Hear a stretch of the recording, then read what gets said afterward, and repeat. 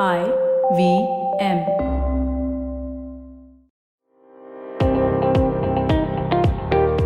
Welcome to All Things Policy, a daily podcast by the Takshashila Institution. We are a bunch of policy nerds based in Bengaluru, and we like bringing fresh perspectives to Indian affairs and Indian perspectives to global affairs. So grab a cup of coffee, sit back, and join us for today's chat. Hello and welcome to All Things Policy. I'm Pratik, and today I have with me Atish and Suchir, and we're going to be talking about the implications of WhatsApp taking the union government to court. But let me start with a little bit of background, right, of why this is happening, why we find ourselves in this scenario. Right. So on 25th February this year, the union government notified what's known as the Intermediary Guidelines and Digital Media Ethics Code. These will define a set of obligations for various intermediaries, as well as a new class of intermediaries called significant social media intermediaries, which it would later go on to say that any intermediary with more than 5 million users would fall under this category. Now, among the requirements for these were having a chief compliance officer, a nodal officer within the country, in addition to the grievance officers that are part of the obligation for all intermediaries. But significantly, and what we're focusing on today, is it also placed an obligation for traceability on these significant social media intermediaries. And it said that if one of these is providing services in the nature of messaging, it shall enable identification of the first originator of the information. And then it goes on to clarify different conditions for doing so. Right. Now, it provided a 3-month timeline for compliance with these requirements, and things were relatively quiet for 3 months. And finally, on 25th May, WhatsApp and Facebook filed a petition in the Delhi High Court saying that this particular traceability obligation was beyond the legal mandate of the IT Act. It was disproportionate, and that it violates a fundamental right to privacy. Now, at the time we're recording this, I don't believe the Delhi High Court has listed this petition for hearing yet, but there has been significant, back and forth public statements on this, right? And this whole traceability debate has been unfolding in India over the last couple of years, and there are many courses that we can take with this conversation. But Adish and Suchir have been trying to determine the type of scenarios that can unfold, right, as a result of this lawsuit, as an outcome of this lawsuit, and that's what we want to focus on today. So, why don't you guys first talk for the benefit of our listeners, right? Talk us through what you were trying to do with the assessment and the various scenarios that you've envisioned as outcomes. Hi, Pratik. So, what we try to do in this document is map out what possible courses that the court can take and what would happen thereafter. So, we basically thought that if the court rules in favor of WhatsApp and thereby strikes down the traceability requirement or holds it unconstitutional in any manner, then what is the possible consequences of what happens to the market of instant messaging applications and the largest social media market? On the other hand, what happens when if the court were to agree with the government's line that traceability is required in order to maintain public order, or that it is a requirement issued in public interest? And we found that in the case that if the court were to agree with the government's line, then WhatsApp has two decisions that it can possibly take. One is, of course, remain in the Indian market because India is its largest single market with more than 400 million registered users. And it has closely been integrating this huge market of users on WhatsApp with the larger ecosystem of Facebook advertising through its recent privacy policy updates, where it shares non-messaging data in order with the Facebook group of companies. On the other hand, WhatsApp also has good reasons to leave the country if traceability were to be upheld. Because firstly, it poses significant technological challenges for WhatsApp to actually restructure their architecture in many ways, to develop a method in order to find the first originator of a particular message, several other messages from several other users will have to be decrypted. And they have to find a way in which to do that. And also, finally, we also thought that more than anything else, if WhatsApp were to agree to this line within India, there is no way in which it can resist if other countries were to also impose similar guidelines. Because in recent years, we've seen efforts from especially Anglosphere countries where they have tried to put pressure on companies that provide end-to-end encrypted services to break it in various ways. Even the press statement that the Ministry of Electronics and IT put out in response to WhatsApp's lawsuit mentioned that in 2019, US, UK, Canada, Australia, and New Zealand put out a statement saying that end-to-end encrypted services cannot be ultimate and have to be broken if needed.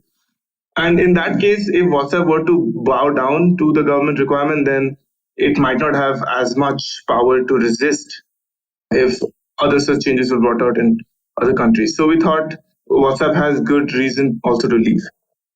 Okay, so if I'm understanding that right, you haven't tried to play, game the scenarios of the within the court case itself. It's more about, and not the arguments that would form the legal proceedings, but rather what happens if if the case is decided one way or the other, right? Exactly, yeah. We do not delve into the legal details because neither of us are qualified lawyers, but we just look at what happens next, basically. Okay, so do you want to talk us through maybe your first scenarios, what you see happening, and what are the consequences of that? Right. Yeah. So if the court actually rules against WhatsApp, now WhatsApp could potentially leave the market because such a decision might sort of create a global precedent. So there have been efforts in the past where several governments have tried to clamp down end-to-end encryption. There was a communique in the past, Five Eyes argument has been going on for a while, where United Kingdom, United States, Australia, New Zealand have actually tried to figure out and insist onto the sort of the messaging companies that they need to clamp down their encryption for legal purposes and also to ensure a safer cyber environment overall. And in that case, if WhatsApp does actually end up leaving, several things might turn out. Again, this is just a sort of a speculation in that regard. But if WhatsApp does actually decide to leave, India would certainly lose a standardized communication platform, which is in essence being used by everyone. Our day-to-day lives surround around it. The businesses, a lot of business transactions, WhatsApp business APIs are around. And just because of the very fact that it's been years and years since we've been using that as a day-to-day communication mode of communication. Like once upon a time, people would talk over telephones. Now it's just WhatsApp. I'll WhatsApp you, and it's there. That's how we've accepted our form of communication of sorts. So until there is an alternative similar to WhatsApp, which actually becomes a dominant market player of sorts, we're going to lose out on that standardized platform. Now, a loss of such a standardized platform could have severe consequences. Firstly, the market might get slightly distorted. There might be a couple of new players, homegrown players. Especially, we've seen in the past, there has been a sort of an incentive around to create homegrown instant messaging application. For instance, in February 2021, there were a couple of reports where the government has tried to actually develop an own instant messaging application by the name of Sandesh. And there have been also instances where several ministers have expressed their support for Koo as well in the past as an alternative to Twitter. So eventually, via government backing perhaps, along with network effects, there might be an emergence of one or two dominant players in the market. Now, given the regulatory incentives to actually frame a weaker encryption mechanism, dominant players could exploit this opportunity by heavily monetizing user data, especially since the regulatory costs would go up. There would be more regulation and costs could be there. The amount is uncertain, but the costs are certainly there. And through the network effects, once the particular player comes out into the market, then there is an opportunity for a standardized platform to exist. However, until that opportunity comes up, until there is a standardized platform of communication, in the short run, there's a likelihood of macro level effects on the Indian economy as well. So it's WhatsApp, as we just discussed, is a huge base. You can communicate overseas, internationally, and it's especially at a time of the pandemic when people rely on such a mode of communication to handle businesses, communicate across work groups, reduce friction in collaboration. It tends to improve the efficiency of work, lower costs, and thereby increase productivity. So until there is a platform where everybody is using, until then, this lower productivity could sort of hinder the economy. There could be a sort of a slowdown in the economic growth for a short period of time until there's actually an IM app, an instant messaging app that has similar network effect.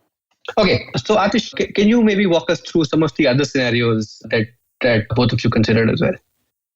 All right. So one of the other scenarios we considered was what happens when the court rules in favor of the government, but WhatsApp does not leave and remains in the country, because as I pointed out earlier, it has a huge user base in India and it might not want to leave that.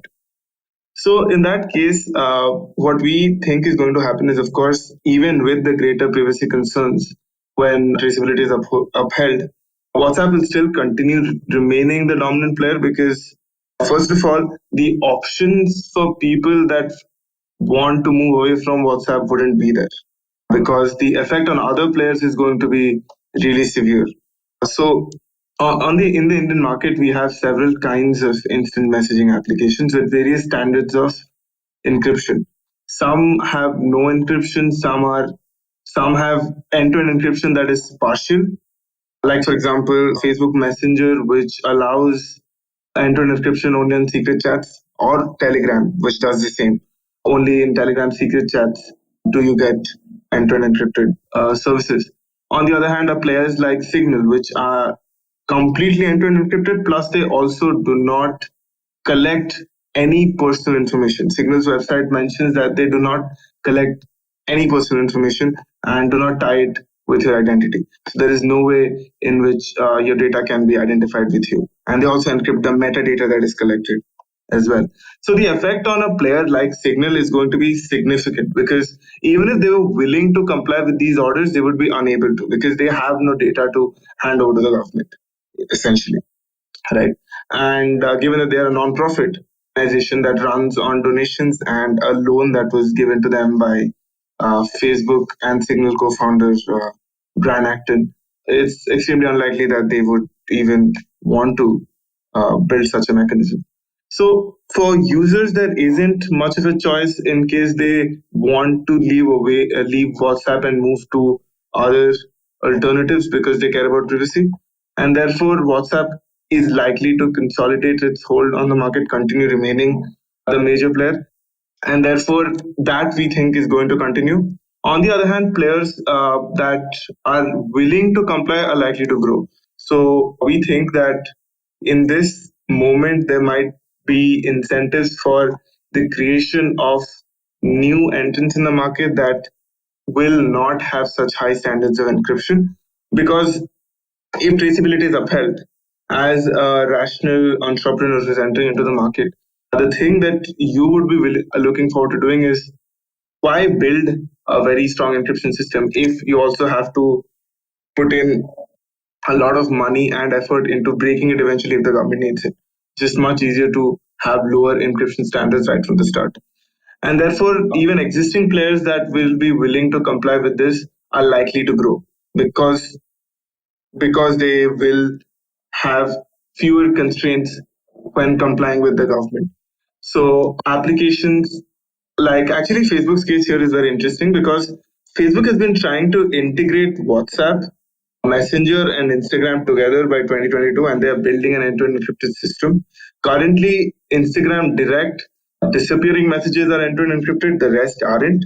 Similarly, with Messenger, as I said, secret chats are, but the rest aren't, and WhatsApp is completely end-to-end encrypted.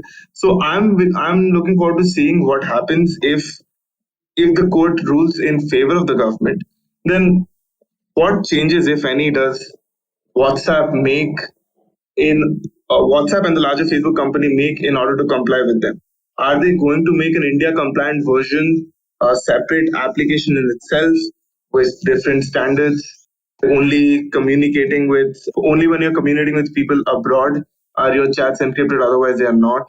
There could be many interesting ways in which this can play out, and especially from WhatsApp's point of view, because for the rest of the players, as I mentioned, some of them are likely to be eliminated entirely. But from WhatsApp's point of view, this is going to be really interesting. So that was one scenario that we covered. And the final one is what happens if the court rules in favor of WhatsApp and therefore traceability is struck down. In that case, mostly the status quo will be maintained with WhatsApp being the dominant player as it has been. But there is a chance of WhatsApp consolidating its market even further. And that is because of what WhatsApp has been doing lately. So now the business models of a lot of instant messaging applications is really dodgy in many ways, because unless they are supported by a larger social media ecosystem. So for example, Instagram Direct as part of the larger Instagram experience can be self-sustaining.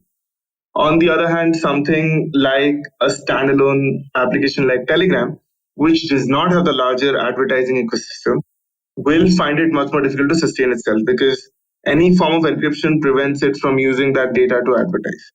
And therefore, these financial constraints often make these instant messaging applications really hard to make money out of. But what WhatsApp has done very interestingly is it has introduced, and it's been 3 years now, something called WhatsApp Business APIs. So, which allows businesses to communicate directly to their customers in a very seamless fashion. And the new privacy policy updates, which caused a lot of furor earlier this year, those privacy updates actually had a lot to do with this business API's growth. So they are making this, and that's still going on, right? That conversation is also happening in parallel along with this exactly, yeah. end-to-end encryption, this thing, which makes this even more interesting, right? Because on the one side you have exactly the government saying WhatsApp privacy policies are discriminatory. On the other side, you have WhatsApp accusing, filing a petition saying that these traceability requirements affect end users' privacy as well. Exactly, that is exactly true. So, and lately in India itself, the WhatsApp Business API has grown a lot, with a lot of businesses adopting it. So that is one of the ways in which WhatsApp is going to further consolidate the market, because none of its rivals have that advantage so far. And WhatsApp API also has the advantage of being free for small businesses.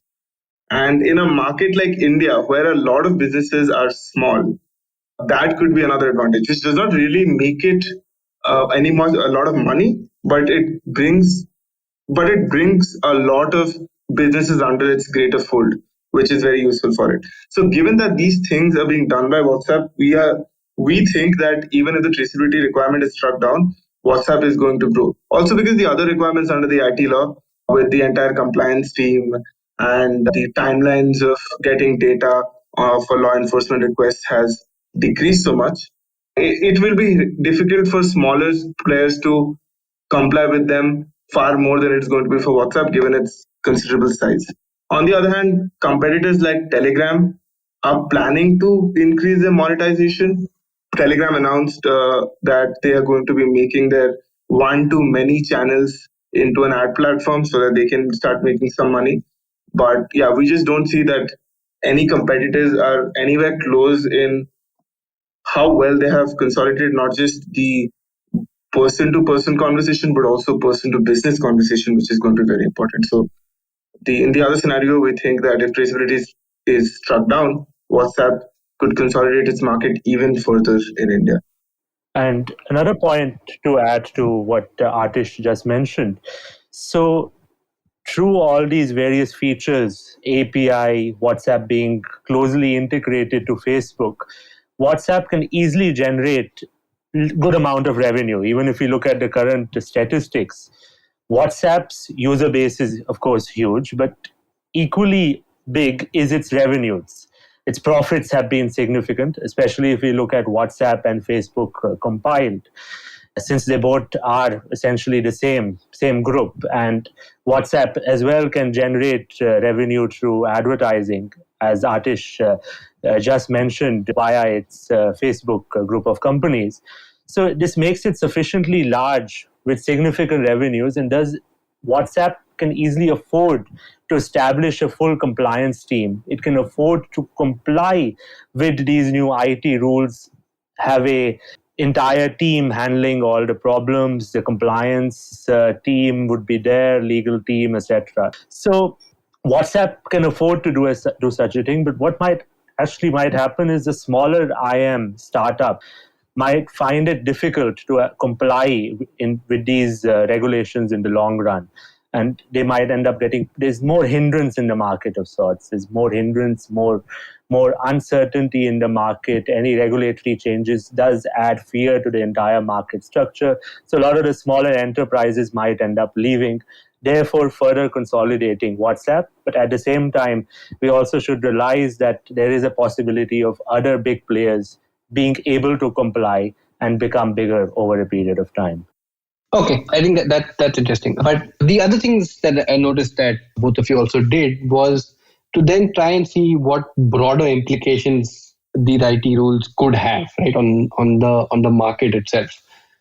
So with the imposition of IT rules 2021, especially at a time when the ease of doing business in India is relatively low, the higher uncertainty in the social media and IM platform market could sort of lead to lower investments into that particular field. And the cumulative effect would be lower investments, lower FDI, especially in a regulated platform market. And this is especially very risky at a time when investment freedom, which is a signal of higher uncertainty, in comparison to the global average, is pretty low. Also, if you look at the largest social media market, a lot of the IT rules, some of their most stringent measures, are likely to be enforced selectively on certain players. And we have seen instances of it in the past, depending on how the relationship between the government and the social media companies is. So there could be selective enforcement in such a way that these certain companies are made to comply, and if they don't, then there are other ways in which the entire market is made more compliant, either by trying to push forward homegrown alternatives that people will start celebrating given the fervor around Atmanirbhar Bharat. So that is another implication that is not strictly economic but has larger social consequences as well. And if we look at the entire picture broadly in general about everything that is likely to come out of both the traceability requirement and the IT rules, what we can infer from that is these are significant costs for which is not a clear benefit at all. So if we just look at the traceability requirement, for example, the benefit that the government says that it is going to be in is because people have in the past lost their lives due to fake WhatsApp forwards leading to violence and all of that. It's in public interest to find out who the first originator of that content is. But that in no way suggests how finding the first person that created or disseminated a piece of information, if finding that person and penalizing them is likely to stop violence in general. Because we know that within a system, within a social media system or a messaging system, it is quite possible that even if you do not intend harm, even if you just put something out as a joke to your friend, and somehow that got escalated, it is not clear how you can make a link between that and an act of violence that occurs maybe somewhere that you have never been in or even not even heard of, and people died there, and you have been traced back to be the first originator, and therefore you are liable, which does not make much sense. Also, from the point of view of who are the people that actually, the malicious actors that actually create such platforms, and whether they have alternatives in which they can escape this regulation, and there are such alternatives. Because it is quite possible that malicious actors who actually are trying to do this will move to smaller platforms or create their own platforms, and then there they can just wait for it to blow out. Because given the nature of interconnectivity between different systems in the larger social media sphere, there is cross platform posting. It's not like a WhatsApp message that resulted in violence must have originated on WhatsApp. It could have originated on Twitter or Instagram, got picked from there, and was circulated on WhatsApp. And the original originator in that case for each platform would be different. So these regulations do not say how you can regulate cross-platform posting, for example, and that can just lead to malicious actors moving to smaller platforms. And finally, there's just this another clause within 4.2 which says that in the case that a message originates outside India, the first person that was to send it in India is going to be held liable, which also does not tell us how the benefit of preventing violence is going to be established in that sense, because how is a person to know that they are the first person within the country to get that message? And if they do not know that and they do not intend harm, by what standards are you going to be holding them liable for this? And therefore, if we just look at the traceability requirement in itself and we assume the best interest, the best intentions from the government as to why this is required, and we are not saying that it isn't required, that public order is not a big problem and that people don't die due to fake WhatsApp forwards, but nothing in the traceability rules says that finding the first originator of a message will actually help us clamp down on these problems, because the reason why a lot of these violence happens has to do with the social divisions within Indian society that these viral messages exploit. And that cannot be solved by holding someone that made a joke accountable. So that is what we try to conclude on, that the consequences and the costs for such a requirement are high, but the benefit is unclear at best. Yeah, so there's a lot to unpack, and I think there's a conversation we'll have to keep following as it goes on, as this the court proceedings actually start, and we'll see how that unfolds. All right, guys, thanks for joining me, and thanks for listening. Thank you. If you liked our show, don't forget to check out other interesting podcasts on the IVM network. You can tune into them on the IVM Podcast app, ivmpodcast.com, or wherever you listen to your podcasts. You can also follow IVM on social media. The handle is @IVM Podcasts on Twitter, Facebook, and Instagram. And hey, if you'd like to dive into Takshashila's research on technology, strategy, and economic affairs, check us out at our Twitter handle @TakshashilaINST or our website takshashila.org.in. I hope you enjoyed that show. If you aren't following us on social media, please do. We're IVM Podcasts on Twitter, Facebook, and Instagram. We'd like to thank the sponsors on the network this week, Cred, PayPal, and Ciat. Thank you. We really do appreciate the support. So this week on Cyrus Says was great. We had Meghna joining us on Cock and Bull, Tanveer Taj and Priyanka Jena talking about pets. Huma Qureshi talks about her new television show and her life in Bollywood. And to celebrate 700 episodes on Cyrus Says, we had a number of his previous producers come on board and reminisce. Tune into This Round Is On Me, where Gauri Devidayal was joined by Samir Sheth and Yash Panage. These are the guys who started Bombay Canteen, O Pedro, and a number of other restaurants. Really great conversations they had with Gauri. On The Habit Coach, Ashton Doctor tells us about nourishing creativity and the importance of losing and some micro-habits to counter overthinking. On their 75th episode, Ritasha and Rayushi talk to Naveen Richards. On The Note with Monica Nayat, she speaks with Komal Nahata to talk about the business of Bollywood, lockdown losses, piracy issues, and experiments being done to keep it going. On Advertising is Dead, Varun is joined by Guru Bhatt, VP of Customer Success Platform for PayPal India, to talk about how the digital money landscape and the fintech ecosystem has fundamentally altered the world. We also have Thalarate, our Kannada podcast. Hosts Ganesh and Pawan discuss video games, and Sivakamyam Sabatam, the Tamil show where Kavita Jiva sheds light in another story about the bravery and excellence in the governance of the Pallava dynasty. And with that, I hope to see you again next week. Hi, I'm Zarina Poonawalla, host of the Empowering Series podcast on the IVM network.